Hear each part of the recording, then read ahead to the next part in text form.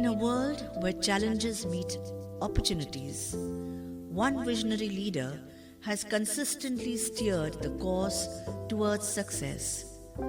Meet Dr. Ganesh Natarajan, a luminary in the realm of technology, entrepreneurship, corporate and social leadership. Dr. Natarajan is the executive chairman and founder of 5F World, a dynamic platform for digital startups, skills and social ventures. He also chairs the board of Honeywell Automation, India and Lighthouse Communities. But that's just the tip of the iceberg.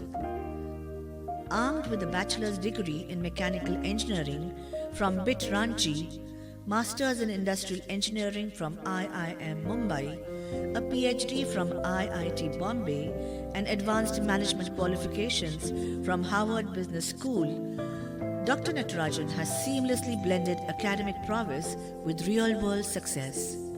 Dr. Natarajan has completed 2 successful CEO tenures over 25 years at Aptech and Zensar Technologies, and then founded 5F World, Global Talent Track and Pune City Connect, now Lighthouse Communities. He has served on the board of State Bank of India, Hinduja Group, RPG Enterprises in India, Social Venture Partners, and the Asian Venture Philanthropy Network. His journey is adorned with accolades: the Distinguished Alumnus Award from BIT Ranchi, IIM Mumbai, and IIT Bombay, recognition from EY and the Asia Pacific HR Forum for excellence in technology entrepreneurship and people-centric leadership. He was elected to be chairman of NASSCOM, chairman of IT for CII, and president of the Harvard Business School Club of India. A prolific author of 13 books on leadership, technology, and the economy, Dr. Natarajan is not just a writer, he is a thought leader. His insights resonate in national and international forums. Case studies on his work have been written and taught at IIM Bangalore and Harvard Business School. He believes in the power of vision communities and stands for love and inclusion in all his corporate and social work. Dr. Ganesh Natarajan is a beacon of inspiration, a trailblazer in the world of technology and leadership. We are privileged to welcome Dr. Natarajan at the 11th edition of the Pune International Literary Festival.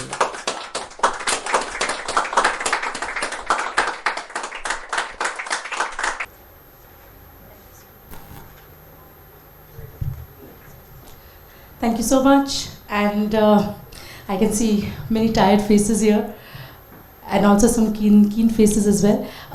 Why don't we all just move up in the front, because we are just getting ready to have a nice intimate chat.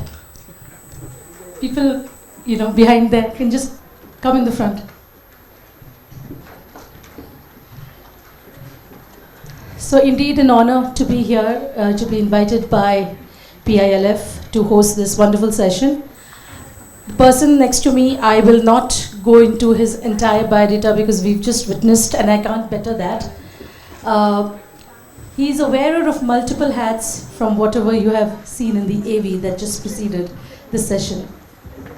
And in my time that I have spent with him, which is over 2 decades now, that I have known Ganesh, and that's why this session will be a very, very casual chat, more so, because that's the person he is.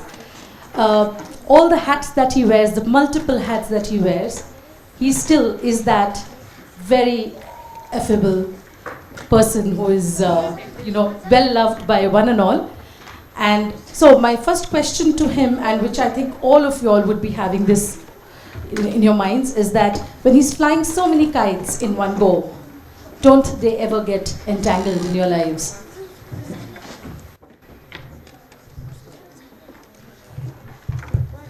Thank you, Shobita. First of all, thank you for doing this, because it's never easy to talk about myself. But talking to a friend about, I think, mutual experiences makes it much more interesting. And it's also interesting to see so many young children here. So we'll have to make sure I don't talk anything which is PhD level academics. So we'll try and pitch it somewhere in between. But your question on entangling, very interesting question, because I think there is no such thing as one life. Because I'm finding that people who only do one thing become very unidimensional. And I think it's much more fun, much more joy. I've had this privilege of spending the last 3 hours with Rajiv Bhargav, whom I had a conversation with at 11 o'clock. And it's been absolutely amazing because, here's one man who does so many other things. So I think there are enough people amongst us who want to be multidimensional. And of course, you can get very confused because if you get too carried away by one of the hats that you're wearing, then you might ignore something else. So long as you develop a balance, I need to do all this in my life, that gives me happiness, that gives me a sense of accomplishment, I think you'll find that's pretty easy. And when we talk more, I can tell you how these things happen. So is that, according to you, the best path to success? Is this what success looks like? No, I think each person has to define their own success formula. Like I'm married to this extremely passionate, committed woman who is just out to make skills happen in this country. So for her, it's almost like a horse with blinkers. She will not do anything else because she feels that, look, there is so much to be done with 200 million people in India, looking for jobs and unskilled, etc. So I think that's her passion. I don't think I could do what Uma is doing. Neither I think Uma would ever want to do what I'm doing. So it's a question of you choose. What gives you happiness in life and just go out and make it happen. So I think that's the way I would see it. So while on the topic of skills, that is something which is very, very close to your heart. Can you tell us why the focus on skills and the work that you're doing in that segment? Okay, and I think this is important because for many of us who have been born and raised in cities, I think some of my friends in the audience know this, but I grew up, in fact I was born in Calcutta, grew up in a village in Jharkhand. I used to say near Ranchi. 20 years back when I said near Ranchi, nobody knew where that was. But abhi Mahendra Singh Dhoni ke baad, everybody knows that Ranchi is a great place in India. Okay, but I didn't grow up in Ranchi, so that's lying. I grew up in this little village called Tatisilbai, which is about 12 kilometers from the city of Ranchi. And Tatisilbai was nothing but 6 villages and 2 factories. My father founded one of those factories. It was called Waxpol Industries, more of a industrial lubricants, polishes kind of facility. And the other big factory nearby was this entity called Usha Martin, which is much better known. And the reason we were there is because my father started this company along with 2 Marwadi gentlemen in Calcutta and then moved to Tatisilbai to set up the factory. So when I grew up, my sister and I used to go to a school which was 5 kilometers away in another military kind of place called Namco. And every morning we used to cycle 5 kilometers and then we used to come back from school. So that was our life. And all my friends were village kids because we were literally the only people in a brick house in the 60s in Tatisilbai. And I grew up literally realizing that people had very little ambition. And now I'm hoping today, though I don't think so, I am hoping that Tatisilbai kids have much more ambition than they were then. But that time it was nothing. It was more like, going to the village heart and playing kho-kho and kabaddi and, there was no ambition in life. When I see all these school kids here, I'm sure you're all bright, you want to do something in your life, but we had no ambition. To the extent that I was studying in this convent school called Bishop Westcott, and I remember when I was probably in class 7 or class 8, I went to my principal at that time. He was an Anglo-Indian gentleman called Fitzgerald. We used to call him Fitzy. And somebody had told me that one of his nephews had got into something called IIT. So I went and told him, Fitzy, I also want to get into IIT. And Fitzy says, you must be joking. We're not teaching you enough physics, chemistry, maths to get into IIT. So I was very disheartened. I asked him, but then what do I become? He said, look, we are a convent school. We are teaching you very good English literature and English language. I said, English se kya hone wala hai? He said, when you're 60 years old and you look back on your career, you will realize that the power of good English communications would have got you wherever you got you. So when I look back today and say that, look, all the roles that I've done in my life, corporate roles, it's helped to be a good communicator. But even today, to answer your question on skills, I'm finding that, people go through school, college, they come out with no sense of agency. They're doing it because, in India, everybody goes through a degree program. But they're not really clear on what they want to do.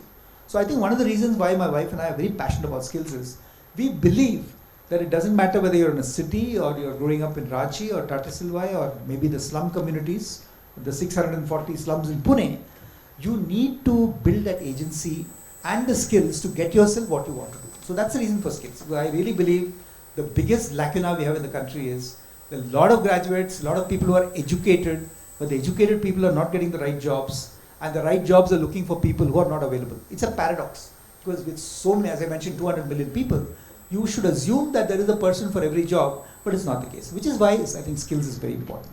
So interestingly, he's also founded the Lighthouses Skills Community Foundation. This is, I think, Ganesh, you can just tell people about what the Lighthouse community does. No, this is actually interesting because, I mean, again, to give you a little background, and this is something I'm very passionate about today, as you can make out. See, many of you would have remembered that when Prime Minister Modi first became Prime Minister, 2014, in fact, his first speech on skills was actually from my hometown, Ranchi, in the stadium there. And he announced the Skill India mission. And an entity called the National Skills Development Corporation also took birth at that time. In the initial years, if you look at the first 3 years, the NSDC was a disaster. Not because of any lack of intent, but because they were encouraging many people to set up skills institutions. So somebody with money would set up one plumbing training institute or one air hostess training institute, whatever, and train people. And it was meant for poor people. But unfortunately, in the first 3 years, the statistic was that less than 12% of the 3 lakh people who got trained in many of these institutes took up jobs. And out of the 12%, 50% or half that audience dropped out in 3 months' time. Why? Because nobody told them why they should do it. I mean, you got a free skill and you maybe got some chai and khana there. So you went and did a course. So when we decided to do skills here, we said, let's focus on the poor. And I still remember I was running a company called Zensar at that time in Pune. And very close friend is Vandana Chavan, who's our current member of parliament. And Vandana and I were talking about setting up a skills center in a place in Pune East near Yerwada.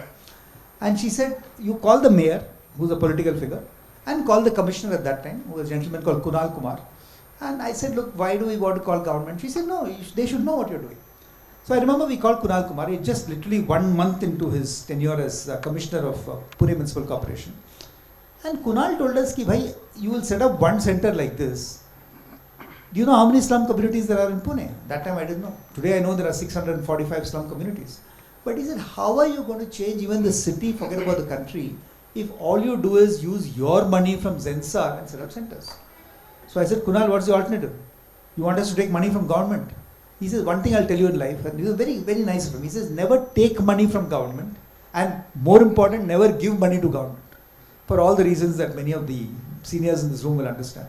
So I said, then how does that work? He says, look, in the city of Pune, there are close to 300 buildings owned by the government or by corporators, which are largely unoccupied. You go and take a tour, and in every administrative ward of Pune, you find one building. You tell me which one you want. I said, look, the building will be old and dilapidated. Why should we do it? He said, no, you tell me what you want, what interiors you want, what computers, etc. you want. And we gave him a list. And to do him credit, he furnished our first 4, what we call lighthouses today, to our complete specification. I mean, if you go to any of our lighthouses in Vadgaon Sheri or Aund or wherever else, you will find really nice buildings where the slum youth, when they come in, say, oh my God, this is not like my slum. It's actually a nice place. And we also said that our investment is not going to be in teaching 3 skills, office assistant karego, ye, wo, but actually to invest in agency building. Agency is a social word, but it means giving them the power or the ambition to dream. So today, if you go to any of the 140,000 people who have gone through our courses, the whole premise is that we will teach you in 6 weeks to be a dreamer. And after that, you dream and tell us what skill you want to do. And we have 26 skills that we are now working with. And then we will train you. And today our track record is 80% of the children who are going through our skills institutes are getting jobs between 12,000 to 30,000 rupees per month. And 80% of that 80% are staying on in their jobs. So we're very happy with that. And of course, now it's in Delhi and Odisha, just starting in Telangana, just starting in Uttar Pradesh.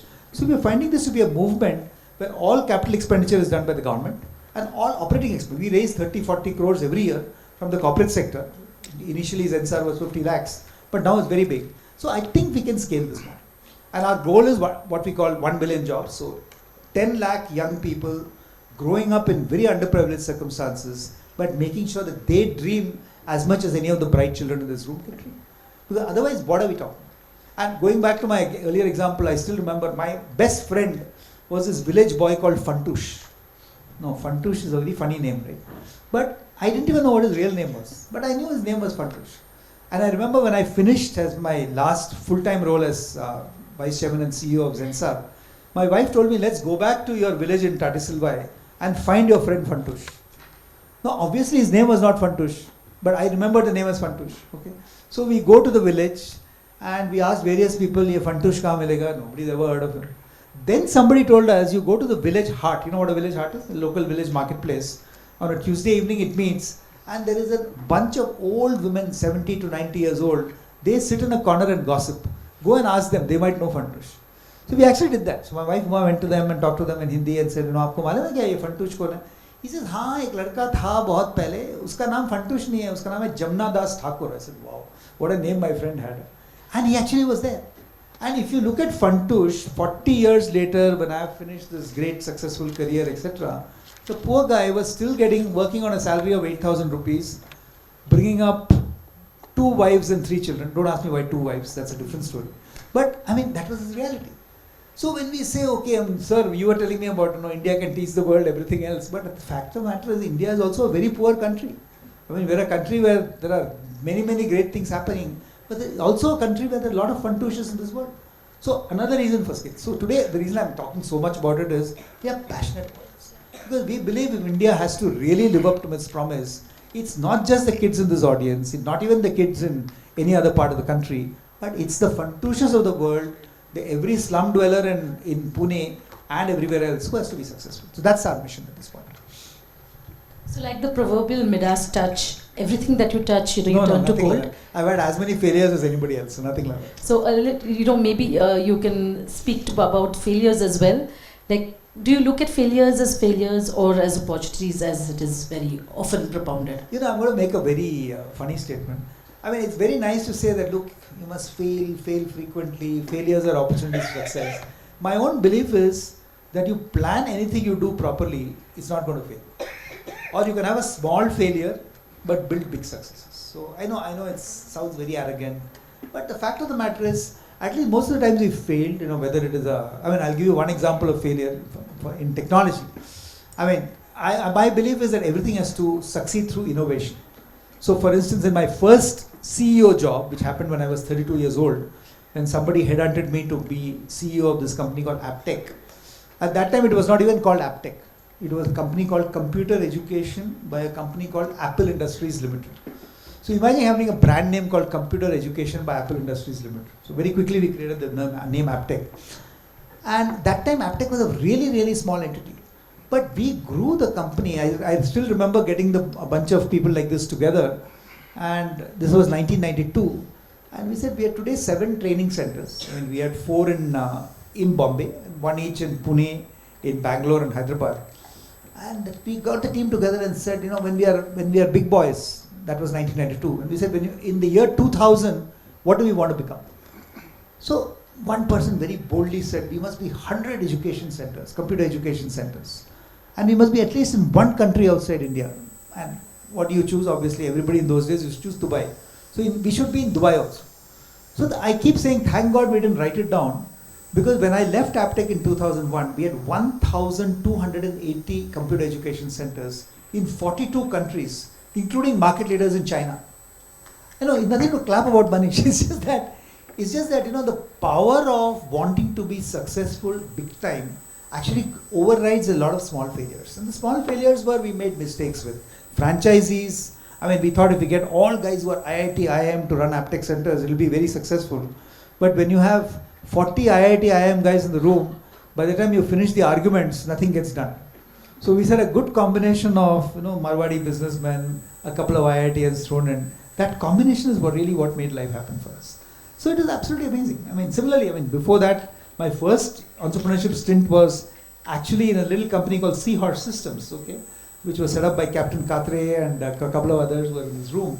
And it was absolutely amazing because we had nothing to lose. So we made our mistakes of saying that, look, we will only go after big names. But we built a credible business. So I'm saying, If you dream big, exactly what I tell to the slum dwellers today, you'll make the same thing happen. Similarly, Zensa, when I came here, it was a little 40 crore company and no reason to exist. 2001, if you're 40 crores, when TCS and Infosys are so big, why do you need to exist? So I remember we got again like a team together and built this what we call vision community. And again, when I left, it was 4,000 crores. We were in 14 countries, extremely profitable, the market value growing 44% per year.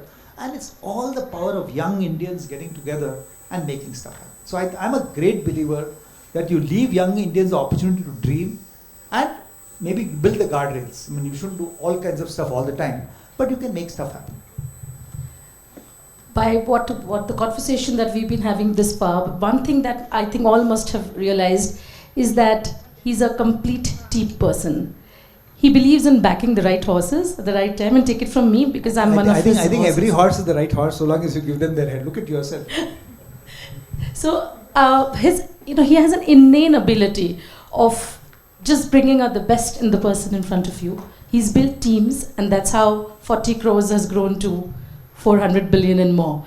So what is it about, people how is it that you look at people when you decide to build a team? How do you know if the person is the right fit? We actually spoke about it in the earlier session, which it was a conversation with Rajiv, and he's sitting here. So I think the consensus we have is, see, it's too easy to be very negative in this world. As Rajiv was rightly saying, you should listen to 6 people and then form your own view. Here we have a point of view which is the only right view on the planet. And we will broadcast our point of view on LinkedIn, on Facebook, on Insta and everything else and say, look, you either listen to me or you're a villain. So the minute you do that, you're building hatred and antagonism in this world. So my belief has always been, in fact, in the Lighthouse we have 350 of us who are part of the social work. And we each have a need to define what we stand for. And when I was first asked by a young girl from the slum saying, what do you stand for? I had no clue, honestly. But after 6 months of working in the social sector, I've now realized, Shumita, that I stand for love and inclusion.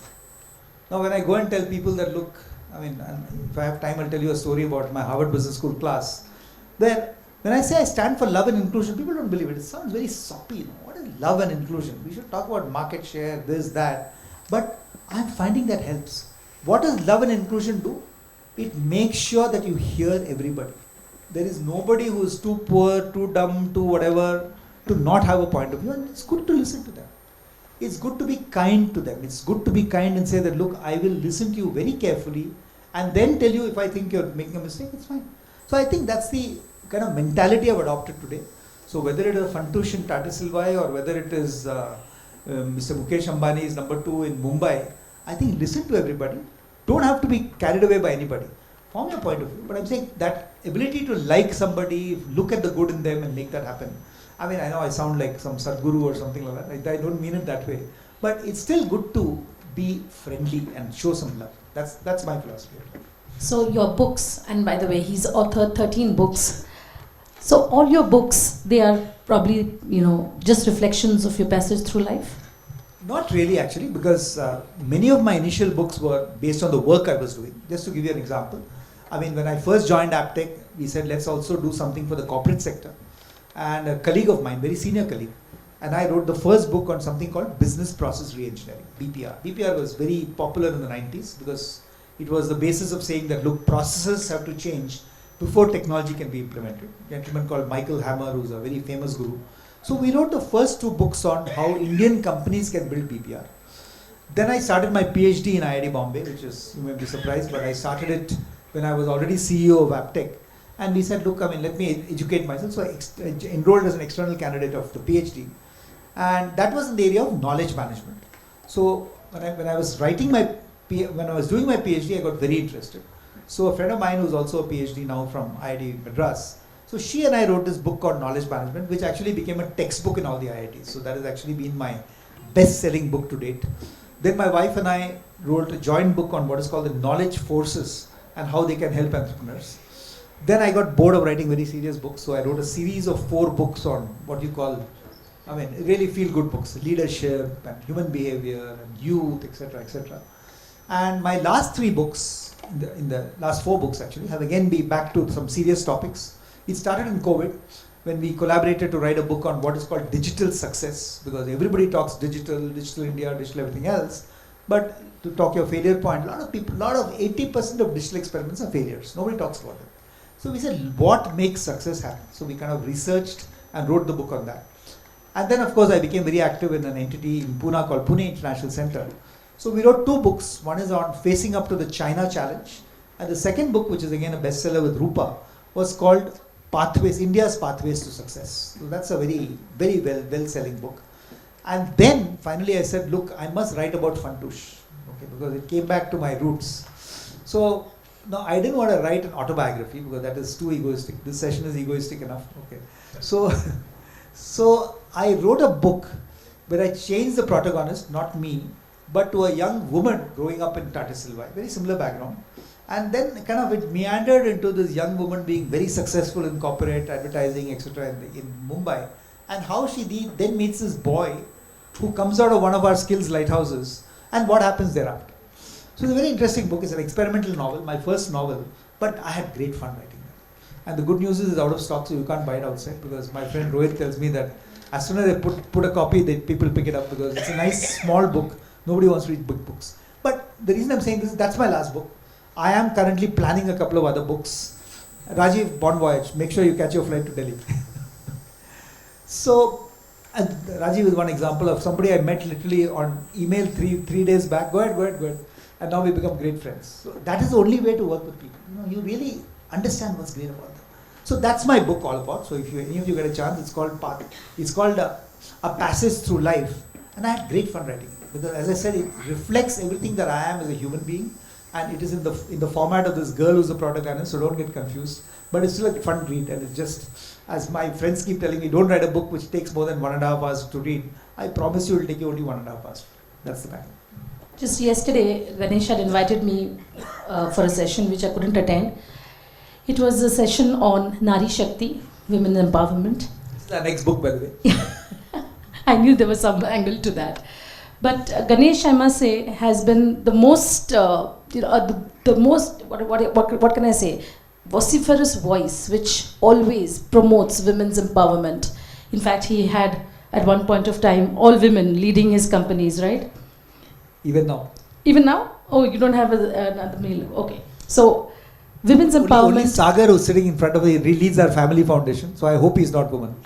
NES, he's leading NES, is it? Natarajan Education.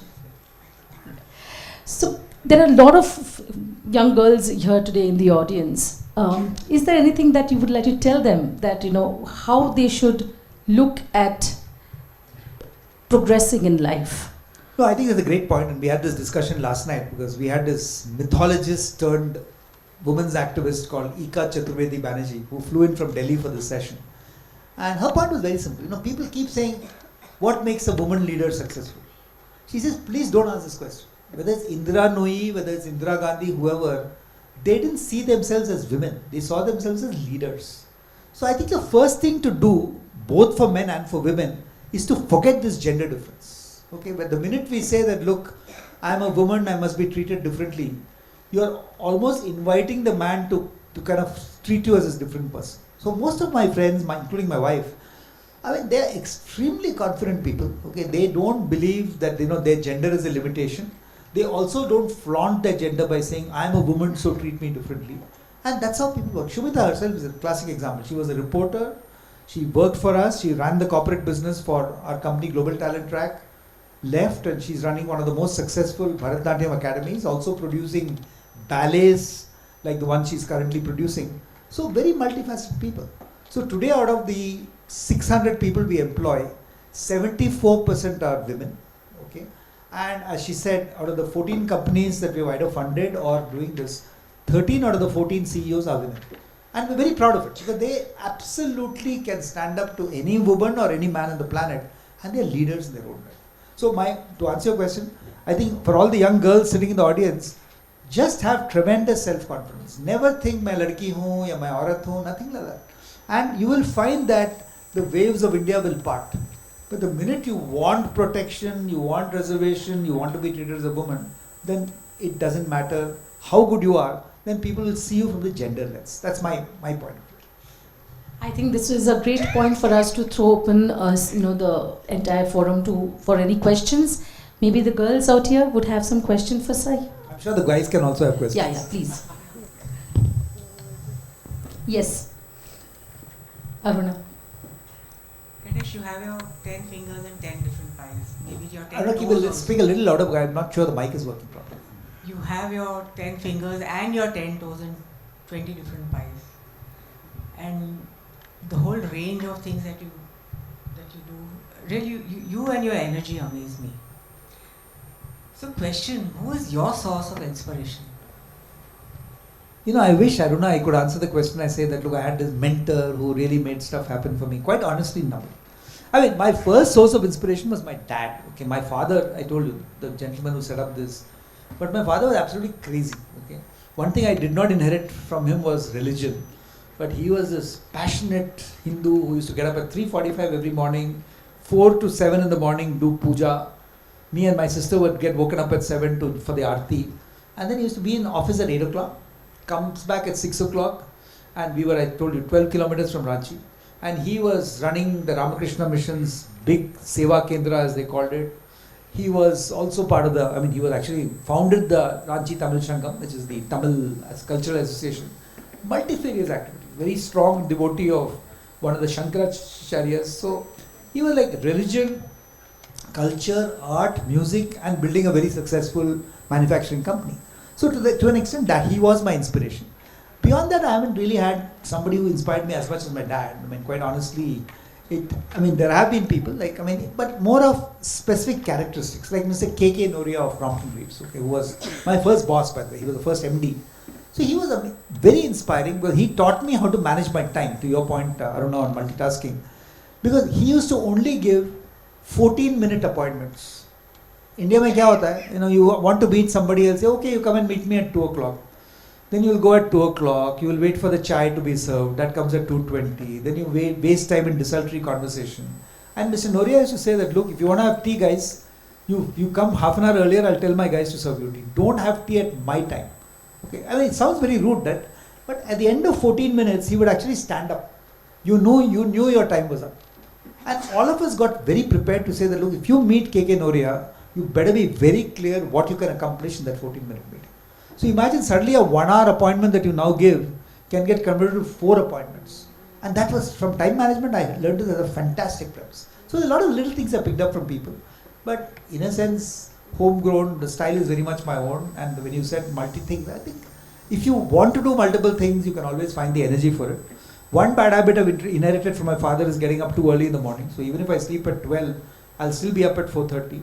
Fortunately, I'm married to a woman who also gets up at 4:30. So we are both we have enough time in the day to do whatever we want to do. I can vouch for that because at 4:30 in the morning, I would get mail from Ganesh and Uma. You're not expected to answer that mail at 4:30. That can you please send the presentation by 8 in the morning? So, there goes our sleep in the early morning. Any questions? Any other questions? No questions? I think Ganesh, you can only, probably ask them questions about what they heard of. I really won't do that, but just to clarify on a few things that I do today. See, I'm finding my life is now extremely well compartmentalized in the sense, again, just to give you an example of how a lot of senior people now spend their lives. There's a friend of mine who's on 14 boards, the board of directors of companies. I keep asking him, how do you do justice to 14 boards? It's almost impossible to keep track of a company and add value as a board director. So one thing I realized early in life was that, look, I will only do 3 large boards. So till very recently, I was on the board of State Bank of India, which of course is India's largest bank. The Hinduja Group, which is in so many different activities.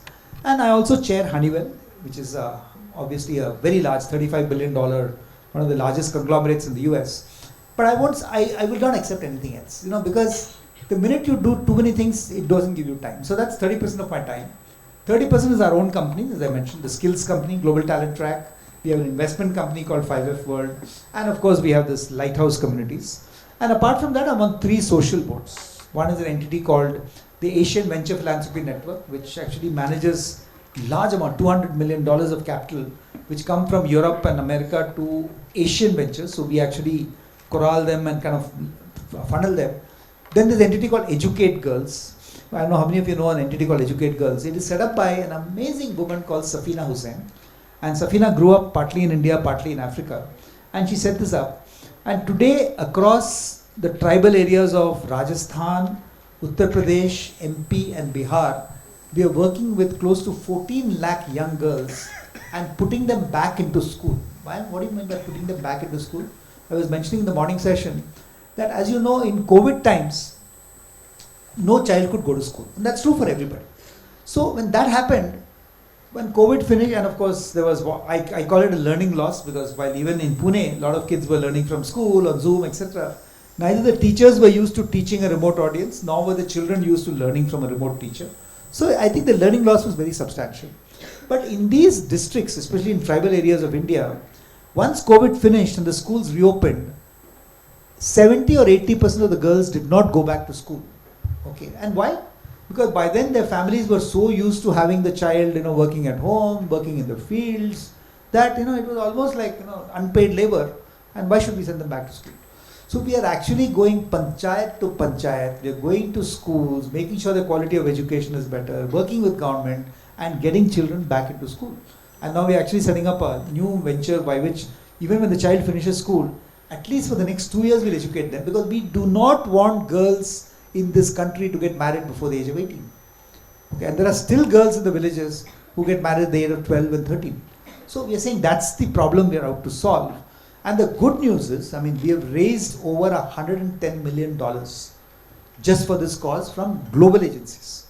Because it's a real problem. I know it's a problem in Brazil, it's a problem everywhere else. So I think that's what we're trying to do. In spite of all of this, he still has time to put a review of the latest release, Animal, on FB. He finds time to drive down to Mahabaleshwar to attend a friend's daughter's wedding.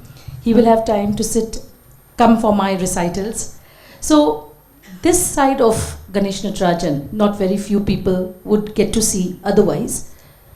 How important is it to strike that work-life balance? It actually goes back, Shumita, to the whole love and inclusion theme I talked about. Because if you really care for people, and you mentioned Mahabaleshwar, there's a mutual friend of ours who's a very great social trainer in Pune called Narendra Goidani. So he invited us for his daughter's wedding, son's wedding, sorry.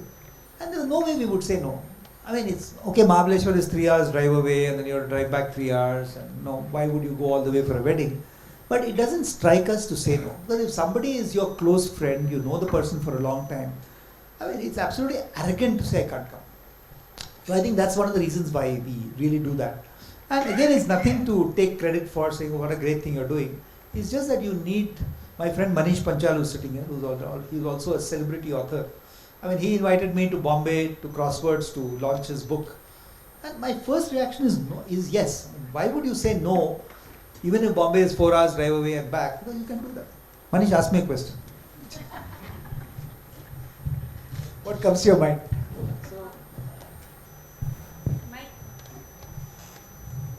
To my mind comes is my next book, The Balanciology, which I just spoke to you, and I'm inspired by exactly the same. When I looked at Ashwini, who's working with me, I said, see, this is exactly what I'm talking. We need everybody to work and get inspired the way Ganesh is working. As Aruna just mentioned, 10 fingers and 10. How does he manage? That's if something we can work on institutionalizing that, I think we can get 100x of the potential of our country.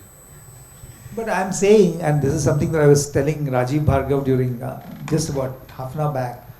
See, unfortunately, the work ethic in our country has declined. Okay, we can blame COVID, we can do whatever. I remember, and I was telling them that, the story of a young person I know in Bangalore, okay, who said that, I went and met him once, just about 6 months back, and he was very excited. He said, look, let me tell you a great thing that's happened to my life. I said, tell me. He says, I was getting 15 lakh salary. Okay, 15 lakh per year salary, just before COVID. Today I'm making 45 lakhs. I said, how do you do that? He said, I'm working for, I won't name the company, I'm working for this one large multinational full-time. He's working for another multinational full-time. He's actually working for 2 startups part-time. And he's getting triple his salary. So I asked him, full-time you said, no? So what does the word full-time mean to you? He said, no, so long as I'm doing the work, I can do multiple full-time jobs. So I said, okay, new definition of full-time in my dictionary. Okay, and then I asked him, look, don't you feel there's something wrong you're doing? It's the fashionable word, by the way, is called moonlighting. Moonlighting is doing multiple jobs. So he said, uncle, he's actually a distant nephew of mine. He said, uncle, so long as you don't get caught, it's ethical. I'm like, this is this new meaning I'm hearing every day. So this had just happened to me, and also I met this young woman in Ladakh who was again working for a large software company. She was doing tourism for 6 weeks and supposedly working. So then I interviewed Mr. Narayan Murthy. Many of you have heard of Mr. Narayan Murthy. So he was here for the Asia Economic Dialogue, which we run from the Pune International Center. So I told Mr. Murthy that, look, I'm going to ask you these tough questions. What do you think of moonlighting? What do you think of work ethics today? He said, yeah, we'll answer. So we had a 1 hour conversation. I asked him this question in between. And he is like, even recently he has talked about everybody should work 70 hours. He's a very controversial guy. So I asked him these questions. The usual, people should work hard. No country was ever built without people working hard, etc., etc. And this was a 1.5 minute in between. So I said, okay, people will forget about it. So there's a social media entity called Brute. So they published these little snippets. So they took out the 1.5 minutes of this conversation and put it out on social media. Within 2 hours, there are 60,000 downloads of that 1.5 minutes. There are also 280 comments, 279 saying that these 2 old men should die immediately so that the young people can take over this planet. So I told Mr. Murthy said, don't worry, I'm used to this. Nothing unusual about it.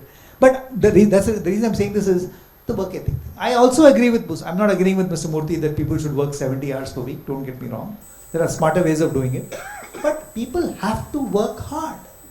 I mean, without hard work, and all of us work very, very hard. I mean, we don't get where we are without trying to make stuff happen. So my only request to all of you children, as well as the adults in this room who are bringing up children and grandchildren, please make sure that you give that work ethic to people. I mean, you look at China over 30 years, people really worked hard. I mean, I've been consultant to a Chinese company in Shenzhen for almost, 10 years before COVID hit. And when I used to go to their factory, 3,000 women working in that Chinese factory used to come at 8 in the morning, work till 11, take a 5-minute tea break. Okay, then at lunchtime, they'll have their little dabba, actually sleep for 15 minutes, and then work till 5 o'clock and go home. In India, I remember talking to a person who was working in one of the government offices, and he was actually living in Pune and working in Mumbai. Can you believe it? Every morning he'll go by Deccan Queen. So I said, isn't it tiring? He said, no, I mean, the tiring part is the travel. Work is nothing. So the work, I said, how do you do work? He said, we reach at 10:30, then we have coffee till 11:30, and then we work for about 45 minutes, and then we have a long 1.5 hour lunch break. Then we have another coffee break. By that time, Deccan Queen is 5:10, so I have to leave office at 4:30. So you look at this way. I mean, he's like working almost just about 2 hours a day. Like, how will this country succeed if we do that? So I'm saying that is the commitment we have to have. I know I'm sounding very old-fashioned, but in the last 13 seconds, all I can say is, please work hard. Because that is the only way we'll build this country, and that's the only way you'll build your own career as well. So we have one more question coming. Yes. So yeah, talking of working hard, the principle, the motto here is work hardly. What? Work hardly. So okay, my question to you: we all know your growth and you are unstoppable. But I want to know, what is it that motivates you or inspires you to your next success, your next accolade? What keeps you on the run and the go? You know, what keeps me on the run is watching people around me work equally hard. My daughter is my current role model because she's a cancer scientist in Sloan Kettering Hospital in New York. And I remember when I was finishing my last stint as CEO in Zensar, and I told my board I have to get out at the age of 58 because I just don't want to keep on working just because you think I'm doing a good job. So then I told my daughter that, look, now I'm 58, I'm free, maybe I should retire. So she gave me one dressing down and she said, are you crazy? She said, I have an 85-year-old working in my organization who works like 10 hours a day. She said, you better work till you're 80 at least. So when you have a daughter who's slave driving you, you don't have a choice. No? You have to look good in her eyes. So I think enough hardworking people around me inspire me all the time. And that's the thing, don't get obsessed about what you do, but what you do well. I think that's the way I see it. I think yes, you have a question? Yes. You were talking about this, about festivity. I mean, when you only work 2 hours, the idea is what is really the effectivity even of those 2 hours.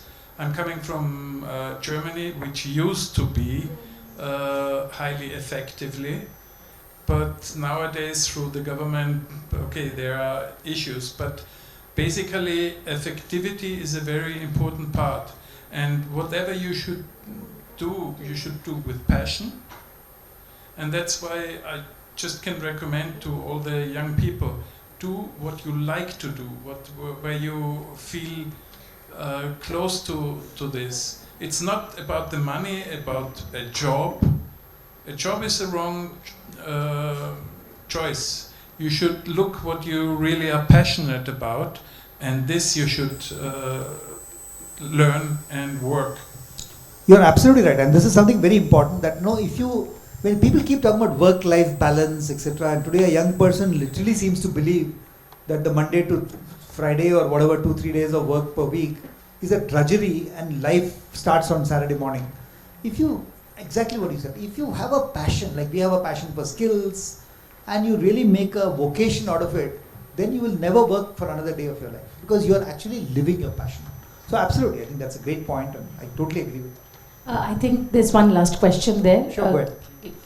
What do you do to keep yourself healthy? Because you look so amazing, energetic, enthusiastic, and fresh. So. Don't go by looks. No, but seriously, I think I agree. You should keep yourself healthy. So don't let yourself go. Don't put on weight. Don't get this feeling of I'm now too old and can't do it.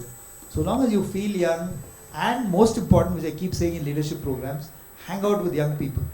If you only hang out with other people who are also in their 60s, you will be the lowest common denominator. But if you hang out with people in their 30s, they have so much energy that the osmosis of energy will come to you. So I think that's what.